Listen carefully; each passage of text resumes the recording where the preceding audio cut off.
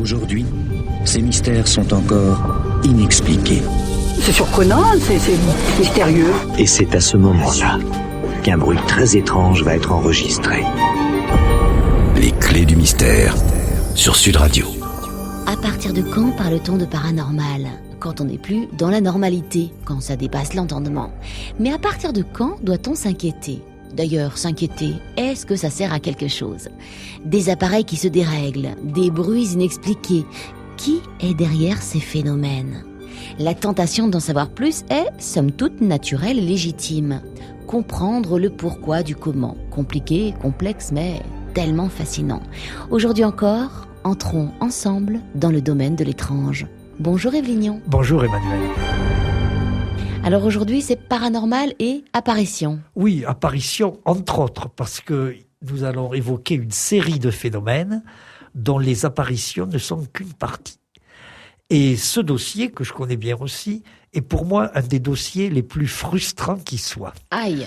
Parce que je n'en ai eu connaissance que par un journaliste. C'est l'aventure d'un médecin que je vais vous raconter. Ouais. Ce médecin s'est confié à un journaliste qui est venu me chercher, puis je suis allé voir le médecin pour faire mon enquête, et donc bien après les faits.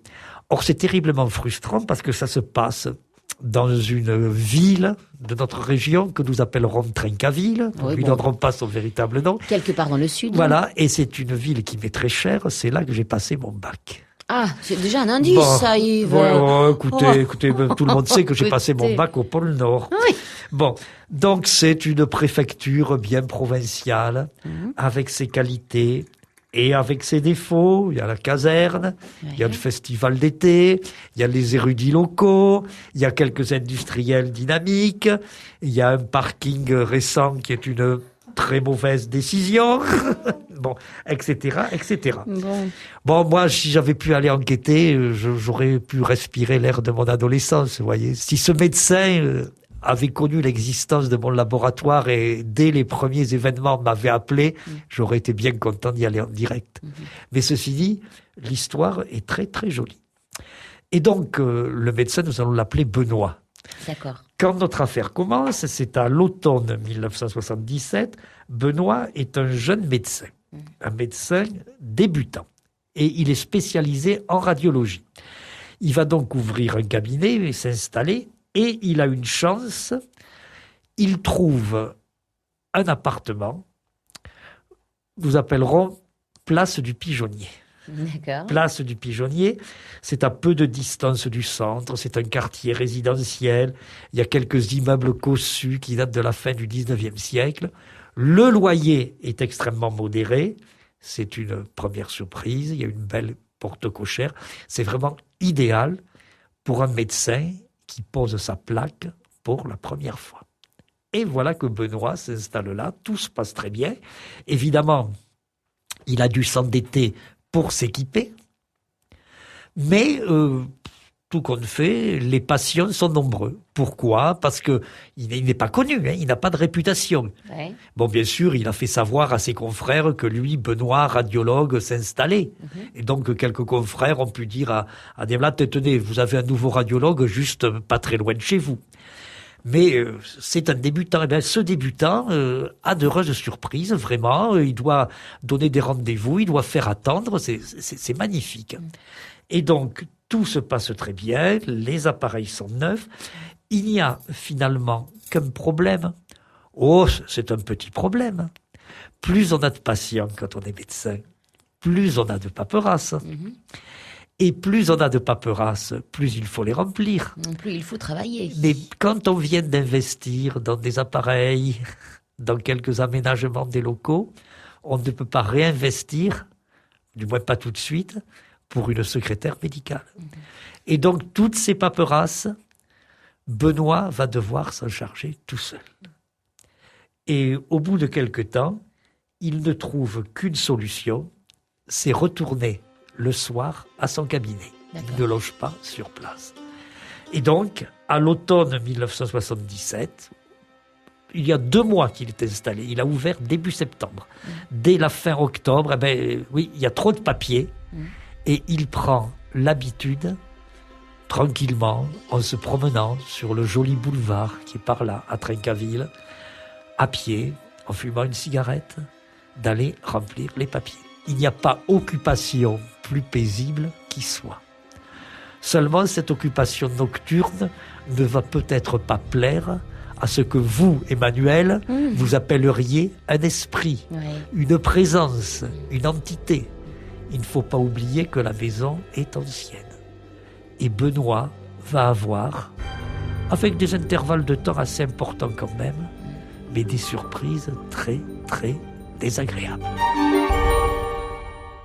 Et dans les clés du mystère, il nous attend une jolie histoire racontée évidemment par Yves Lignon. Nous sommes à l'automne 1977, dans le sud. Un médecin radiologue, on va l'appeler Benoît, installe son cabinet dans le centre-ville, dans une maison ancienne, et va faire évidemment quelques papiers le soir. Et là, on le sait déjà, une surprise l'attend, et ça sent un petit peu les fantômes, cette histoire. Oui.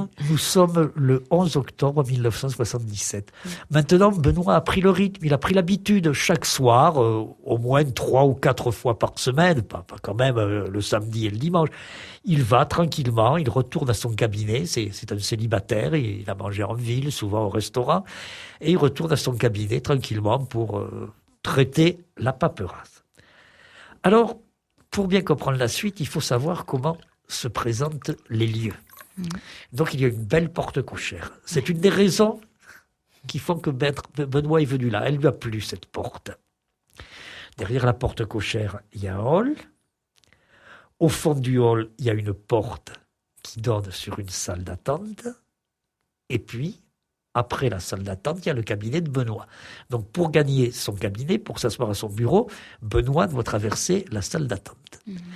Et, bien entendu, il y a une sonnette. N'oubliez pas que, finalement, une des raisons essentielles de l'aventure, c'est que Benoît ne veut pas encore investir, il ne veut pas employer une secrétaire médicale. Donc, il y a une sonnette. Et Benoît s'est amusé à mettre une sonnette à l'ancienne. Vous savez, pas une sonnette électrique, avec un ressort. Une sonnette, il faut tirer. Ça fait ding, ding, ding. Il faut tirer sur une tige métallique parce que ça lui a paru aller avec le cadre de la maison. Et donc, ce soir-là, voilà notre Benoît qui rentre, qui ferme la porte cochère à clé. Ce soir-là, spécialement. Pourquoi ? Tout simplement parce qu'il y a eu un grand match de rugby en ville, il y a des supporters qui courent, qui chahutent. L'équipe des Perruches, puisque nous sommes à Trinquaville, a gagné un match important. Et donc, il n'a pas envie que quelques individus avinés viennent le déranger. Il ferme la porte à clé, donc tranquillement, il éclaire le hall, il passe la porte de la salle d'attente, il rentre dans son cabinet, il met la main sur l'interrupteur, le cabinet s'éclaire comme un cabinet de médecin, et à ce moment-là, une angoisse incroyable le prend à la gorge. Il n'est plus le jeune médecin sportif ayant fait son service militaire dans les parachutistes, il n'est plus qu'une espèce d'être humain angoissé, apeuré. Le temps de mettre la main sur l'interrupteur, il est devenu une loque. Quelqu'un qui a peur, dont l'intelligence est complètement inhibée. Quand il me racontera l'histoire, il me dira, c'est un peu comme si j'avais appuyé à la fois sur 2 interrupteurs. Celui qui a donné la lumière et celui qui, en moi, détruisait toute ma lucidité, toutes mes facultés critiques. Je n'étais plus qu'une peur, littéralement, d'un seul coup. Et il est là, planté au milieu de sa salle d'attente. Il se dit, mais quand même, il faut réagir. Pourquoi as-tu peur ? Va jusqu'au bureau, assieds-toi. Il n'y arrive pas. Il part presque en courant. Il revient à son appartement, et là, quand même, un peu de recul. Il dit, bon, c'est un coup de pompe. C'est nerveux. On ne m'a pas appris ça à la faculté quand j'étais étudiant, mais enfin, ça doit être une forme de stress. Après tout, je travaille trop toute la journée, gérer tout seul les rendez-vous, les malades, le soir, les papiers. Bon, très bien. Pendant quelques jours, les papiers attendront. Le soir, je regarderai la télévision. Et les jours suivants, puisque quand je vous dis que j'ai enquêté, il fera quelques allusions quand même auprès de ses collègues, d'autres médecins. Il dira, il le dira d'un ton de médecin. Il dira, l'autre soir, j'ai eu un de ces coups de pompe. Je n'étais plus qu'une bête, c'est son expression, prise de panique. Paranormal, phénomènes étranges, histoires fantastiques, les clés du mystère, sur Sud Radio. Un soir, un médecin veut faire quelques papiers dans son cabinet dans lequel il vient d'emménager et il a une très grande peur, s'empare de lui, une très grande peur irraisonnée en fait. Et finalement, ce médecin prend ses jambes à son cou. Qu'est-ce qui se passe ? Il se dit, j'ai fait un coup de stress, j'ai fait un petit coup de surmenage, c'est tout, parce que je travaille beaucoup.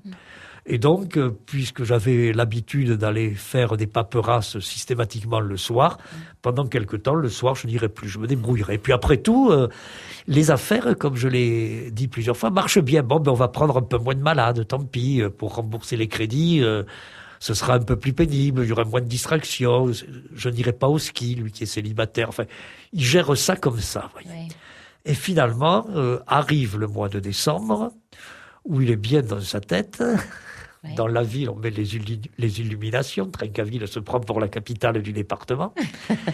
Et Benoît se dit quand même, c'est idiot. Après, le résultat, si je n'ai pas les papiers le soir, je les fais le dimanche. Bref, j'y retourne.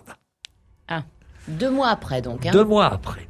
Et il arrive tranquillement. Alors là, ce sont tous les automatismes qui le reprennent. Il ouvre tranquillement la porte cochère. Il allume dans le hall. N'oubliez pas que le premier incident s'était produit dans son cabinet. Ouais. Il allume dans le hall. Et là, badaboum, qu'est-ce qu'il voit devant lui ? Une silhouette humaine, une apparition. Dans ce hall qui était fermé à clé, il a ouvert lui-même. Le hall était fermé à clé depuis la fin de l'après-midi, quand Benoît avait donné son dernier rendez-vous et avait bouclé pour aller prendre son repas du soir. Et qu'est-ce qu'il voit dans le hall ? Une silhouette humaine. Mais une silhouette tout à fait bizarre. C'est un peu, me dira-t-il, comme si elle était recouverte d'un drap, mais il n'y a pas de drap. C'est une forme allongée, blanchâtre, opaque, sans visage. Oui. Et en pleine lumière, parce qu'il a fait refaire tout l'éclairage. Et bien là, curieusement, Benoît ne s'enfuit pas. Ah ouais. Il scrute cette forme et à ce moment-là, il a quand même une sensation bizarre. Il me regarde. Cette silhouette, c'est un homme. Il me regarde. Et la silhouette glisse, il y a un escalier qui monte vers les étages qui sont inoccupés. Elle part par là. Et c'est fini.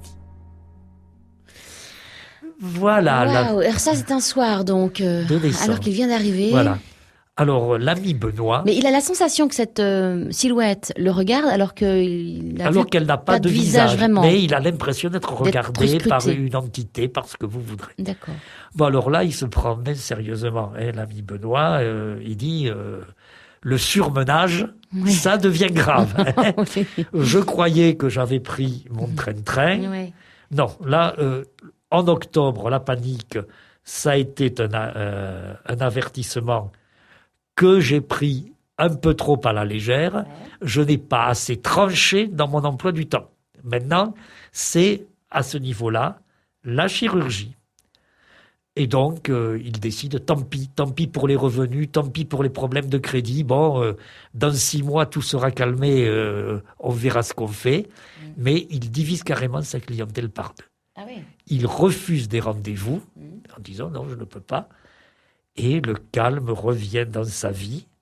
Je dirais que sa vie redevient aussi paisible que celle d'un Trinquavillois moyen. Maintenant, quand on est médecin passionné par son travail, les bonnes résolutions ne tiennent pas longtemps. Oui. Le courrier va de nouveau s'entasser.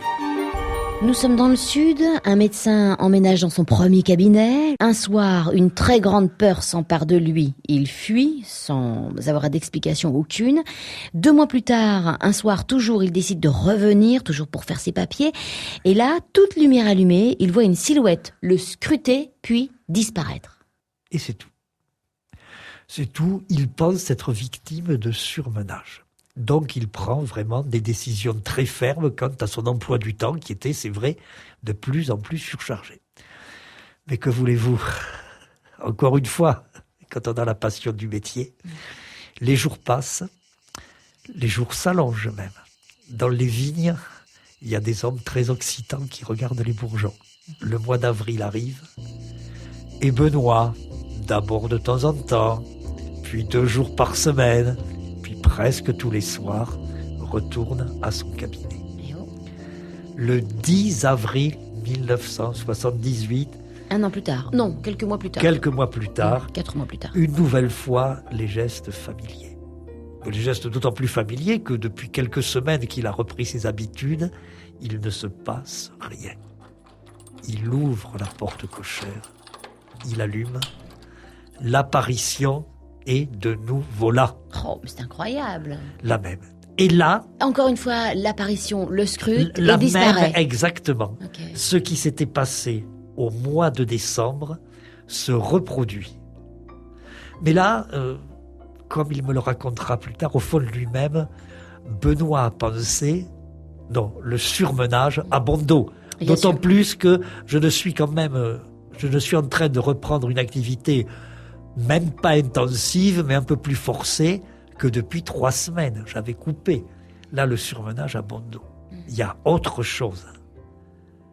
Mais pour lui, c'est comme un rideau qui se déchire dans sa tête. Il est face à un inconnu. Il est face, c'est toujours cette expression qui revient, face à des mystères dont on ne vous parle pas à la faculté de médecine. Et donc, quand il y a cette prise de conscience, automatiquement, il a peur. Enfin, pas une peur, pas un espèce d'effondrement comme la première fois ça lui était arrivé. Il m'a raconté, il m'a dit, c'était un mélange de frayeur et de panique, mais contrairement à la première fois, je gardais ma lucidité. Je n'avais pas envie de m'enfuir en courant. Mais d'un autre côté...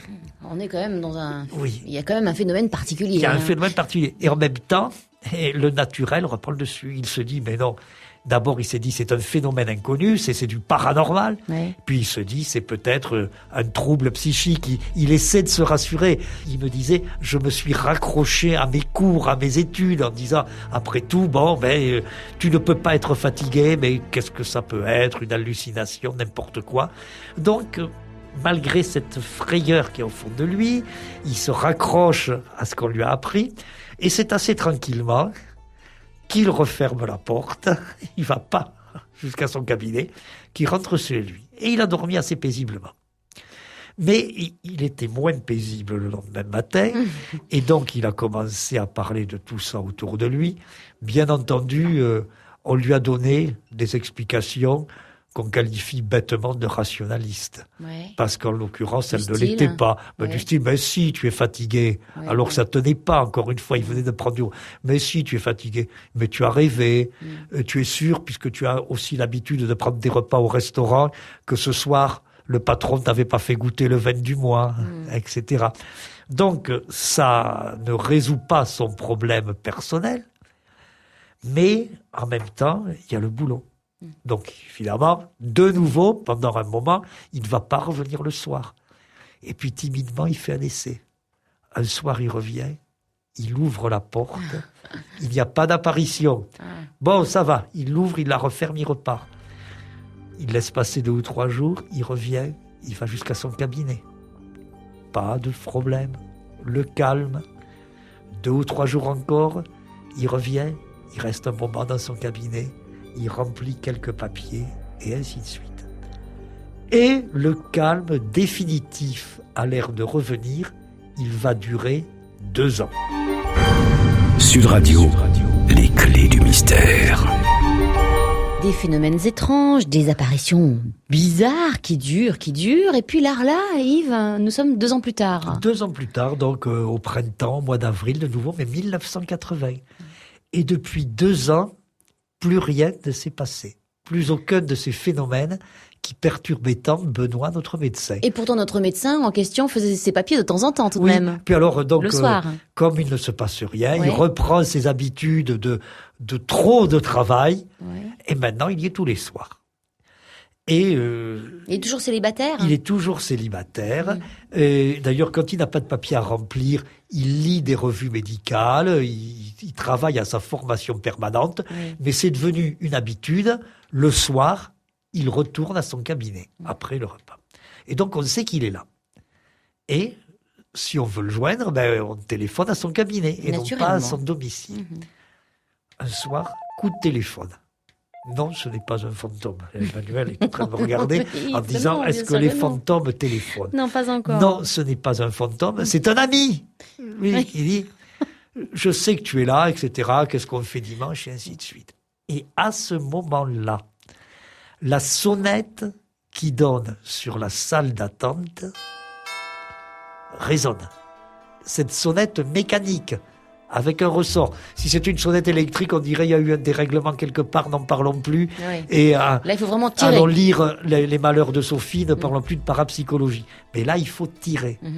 Et elle sonne si fort, elle insiste, que l'ami qui est au téléphone l'entend. Oui. Et lui dit, enfin, Benoît, Va répondre. va répondre. Tu as des consultations le soir, on sait que tu travailles. Enfin. Et Benoît dit, mais il n'y a personne. Il n'y a personne. Effectivement, il pose le téléphone, il se précipite. Il n'a plus peur maintenant, hein, il en a marre de ces histoires. Bien sûr. Il se précipite. Il arrive dans le hall. Il voit la sonnette qui s'agite. Toute seule. Toute seule. Qui s'agite encore, mais non, comme si on l'avait tirée quelques instants auparavant. Il y a la sonnette qui s'agite encore. Le hall est désert. Et la porte cochère est fermée à clé de l'intérieur. Et il n'y a pas des voisins au-dessus Il n'y a qui pas peuvent de voisins descendre au-dessus. C'est désaffecté. D'accord. C'est désaffecté. Comme son tempérament de gars qui a fait le service militaire dans les parachutistes reprend le dessus, parce que dans le fond, il en a marre, comme il me l'a dit, j'en avais marre de passer pour un schtroumpf. Ah oui, c'est sûr. Au lieu de tout ça, ces histoires d'apparition, ces bruits. Donc il monte, là, il n'est plus question de trouille. Hein. Il se précipite au premier étage, qui est désaffecté, évidemment, vide. Et il redescend, le téléphone est toujours posé sur son bureau. Oui. Il le reprend. Il récupère l'ami. Et là, en quelque sorte, il se pince, il dit à son ami, mais est-ce que tu as entendu ça? La sonnette. La sonnette. Et l'ami, au bout du téléphone, lui répond, bien sûr que je l'ai entendu puisque je te l'ai dit. Et donc, il est bien certain, si j'ose moi dire, Bien sûr. que cette sonnette a sonné Il a un témoin. sans que personne ne la tire. Alors là, quand même, changement de situation. Et Benoît décide que, bon, il va engager une secrétaire médicale Oui. qui fera le travail dans la journée Oui. et il n'aura plus à revenir le soir. Seulement la secrétaire, on ne va pas l'engager tout de suite. Elle va être là dans une semaine, 15 jours. Oui. Donc il faudra bien revenir une fois ou deux. Et durant ce laps de temps, qu'est-ce qui va se passer? On en saura plus dans un instant dans Les Clés du Mystère. Benoît, médecin, a été témoin de phénomènes étranges, des phénomènes qui ont duré 2 ans. Il décide de prendre une secrétaire médicale, mais évidemment, avant de la trouver, cette secrétaire, il va falloir la chercher. Et heureusement, elle arrive. Oui. Et c'est le dernier soir. Benoît n'a plus tellement d'angoisse. Encore une fois, il pense qu'il a pris le dessus, malgré cette affaire de sonnette vraiment bizarre. C'est le dernier soir qu'il est là. Demain, une jeune femme, tout est installé. Dans la salle d'attente, on lui a mis un bureau avec une machine à écrire, il n'y a pas encore l'ordinateur, etc. Demain, pendant qu'il recevra les malades, lui, elle sera là, dans la journée, à faire les papiers. Et à ce moment-là, au moment où Benoît replie son dernier dossier, il entend un rire méchant, un rire fou, un rire déstabilisant. Ouais. Ceux qui pensent que les maisons peuvent hurler, diront c'est la maison qui a hurlé. C'est pas vrai. Enfin. Ah bon, moi j'en sais C'est un rien. fait comme ça venu. Je n'y étais pas. Oui. C'est ce que Benoît racontait. C'est moins objectif que l'histoire de la sonnette que le copain entendait au téléphone. Ouais. Mais en tout cas, il a entendu un rire. Ouais. Ah ben, il dit ça tombe bien, j'ai fini et je reviendrai plus. Et par la suite, plus rien ne s'est passé. Seulement, malgré tout, malgré les moments où il a eu peur, malgré les moments où il s'affolait, Benoît, c'est un tempérament cartésien. C'est un tempérament cartésien, donc il a enquêté par lui-même. Il a cherché. Il est tombé sur des livres qui disent des choses justes ou des choses moins justes. Disant, oh, il se passe des choses comme ça dans les maisons quand il y a un cadavre enterré dessous. Donc il a cherché s'il n'y avait pas un cadavre dans la maison. Et finalement, il a fini par apprendre que 10 d'années auparavant, cette maison dans laquelle il s'était installé avait un locataire curieux. Quelqu'un qui vivait 24 heures sur 24 et 365 jours par an avec les volets fermés. Quelqu'un qui ne sortait jamais. Quelqu'un qui faisait faire ses courses par une infirmière qui était venue le soigner et qui entrouvrait à peine la porte pour récupérer le cabas. Quelqu'un que personne ne connaissait. Quelqu'un que personne n'aurait pu décrire tellement il s'était cloîtré. Ses seules relations avec le monde extérieur, c'était à heure fixe. Il entrouvrait la porte, il tendait un cabas, on ne voyait que sa main, avec un petit papier, une liste de courses, et à une autre heure fixe plus tard, il entrouvrait la porte pour reprendre le cabas. Et à part ça, de temps en temps, dans le cabas, il y avait le chèque du loyer que l'infirmière avait pour consigne de poster. Donc, un individu qui finalement est mort, un jour que l'infirmière n'a pas vu la main tendant le sac à provisions, elle a donné l'alerte, on l'a retrouvé mort, mais un individu particulièrement bizarre. Alors, est-ce que c'est cette mentalité, cette personnalité qui a influencé la maison ? Est-ce que le rire fou qu'a entendu Benoît était un rire venant de l'au-delà? Ça, je laisse à chacun de nos auditeurs et à vous, Emmanuel, le soin de se prononcer. Mais en tous les cas, ça s'est arrêté à partir du moment où cet homme est mort. Tous les phénomènes se sont arrêtés. Non, cet homme était mort longtemps auparavant. C'est Benoît qui a découvert l'existence de ce locataire bizarre en enquêtant lui-même sur la maison. Okay. Donc, vous interprétez cela comme vous voulez, Emmanuel. Moi, je me contente d'être d'accord. Comme Benoît dit, quand même, j'ai vécu quelque chose qui n'arrive pas à tout le monde. Cette émission est podcastable, vous le savez. Si vous avez loupé le début, n'hésitez pas, vous allez sur sudradio.fr. On vous donne rendez-vous demain dès 13h30. Bye bye. 13h30, 14h30. Les clés du mystère sur Sud Radio.